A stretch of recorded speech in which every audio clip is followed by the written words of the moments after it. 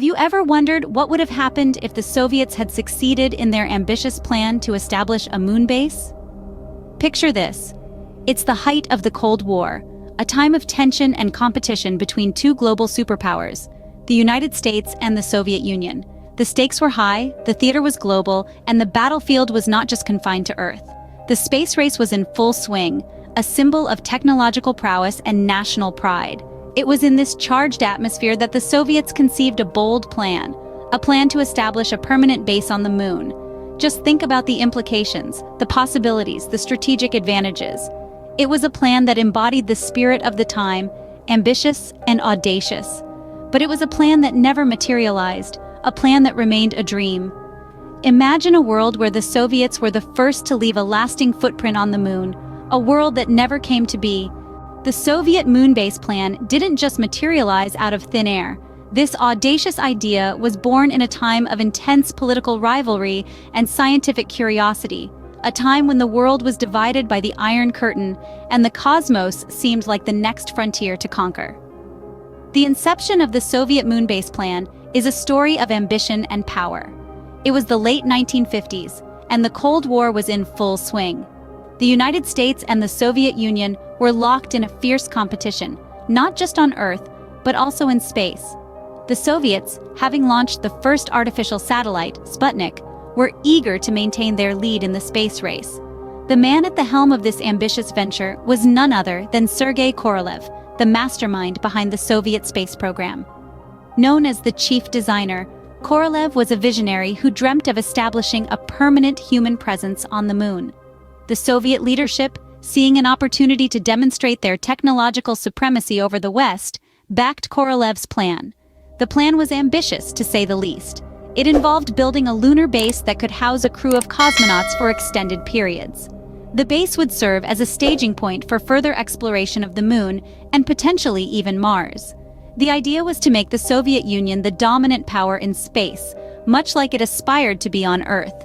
Key institutions were involved in this grand project. The Soviet Academy of Sciences, the Ministry of Defense, and the secret design bureau known as OKB-1 all played crucial roles.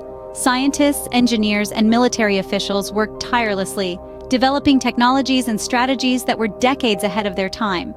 However, the moon base plan was more than just a dream. It was a symbol of Soviet ambition and power. It represented the hope of a nation that aspired to reach beyond the stars and establish itself as a superpower not just on Earth, but in the cosmos as well. But as we know, the Soviet moon base never came to fruition. As grand as the vision was, a myriad of challenges stood in the way of its realization. Let's delve into the factors that led to the downfall of this audacious moon base plan. Firstly, the technical difficulties were formidable. The Soviet Union was pushing the boundaries of what was possible at the time. Their lunar module, the LK lander, was designed to carry only one cosmonaut to the moon's surface. This was a stark contrast to the American Apollo missions, which carried 2 astronauts.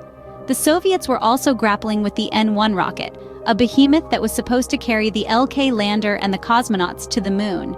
However, the N-1 was plagued with problems, and despite 4 launch attempts between 1969 and 1972, it never successfully completed a mission. Secondly, the economic constraints were severe.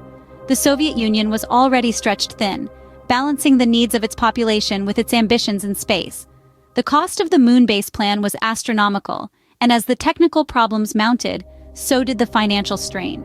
The Soviet leadership had to make a choice, and they chose to prioritize the needs on Earth.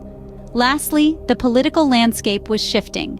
The death of Sergei Korolev, the leading Soviet rocket engineer and the driving force behind the moon base plan, left a significant vacuum. His successors struggled to maintain the momentum, and as the United States celebrated their successful Apollo missions, the political will to continue the costly moon base plan dwindled. The Soviet Union began to shift focus towards other space projects, such as the Salyut and Mir space stations. These were seen as more achievable and offered the Soviets a chance to showcase their technological prowess. The moon base plan was a dream that fell apart, mirroring the eventual dissolution of the Soviet Union itself. A dream that was perhaps ahead of its time, a testament to the audacity of human ambition and a stark reminder of the constraints we face in our quest to explore the cosmos. The Soviet moon base may not have been realized, but it left an indelible mark on the history of space exploration. The aftermath of the Soviet Union's ambitious lunar base plan was a turning point in the history of space travel. The failed project symbolized the end of an era marked by intense competition and rivalry between the world's two superpowers. The Soviet Union's inability to actualize the moon base plan was a significant blow to its reputation as a leading force in space exploration. It was a stark reminder of the harsh realities of space travel, a testament to the daunting challenges that lay beyond our earthly realm. But despite its failure, the Soviet moon base plan wasn't an exercise in futility. It served as a catalyst for innovation, pushing the boundaries of technology and engineering. It paved the way for future space missions, inspiring a new generation of scientists and astronauts to reach for the stars. The legacy of the Soviet moon base plan is still evident today. It's seen in the international collaborations that define our current space exploration efforts. The spirit of competition has been replaced by cooperation, as nations around the globe pool their resources and expertise to conquer the final frontier. It's seen in the resurgence of lunar exploration, with countries like the United States and China embarking on their own moon missions. The moon base plan also served as a powerful reminder of the human capacity for ambition and imagination. It was a bold dream, a vision of a future where humans could live and work on another celestial body. It's a dream that continues to inspire us, a dream that we're inching closer to realizing with every passing day. In the grand scheme of things, the Soviet moon base plan might have been a failure, but its impact was far from negative. It was a stepping stone, a significant chapter in the annals of space exploration. It taught us valuable lessons about the challenges and possibilities of venturing beyond our home planet. The Soviet moon base plan was a bold dream that pushed the boundaries of human imagination and ambition, a testament to a bygone era of space exploration. So, what can we learn from the Soviet moon base plan? For starters, it's a testament to the audacity of human ambition.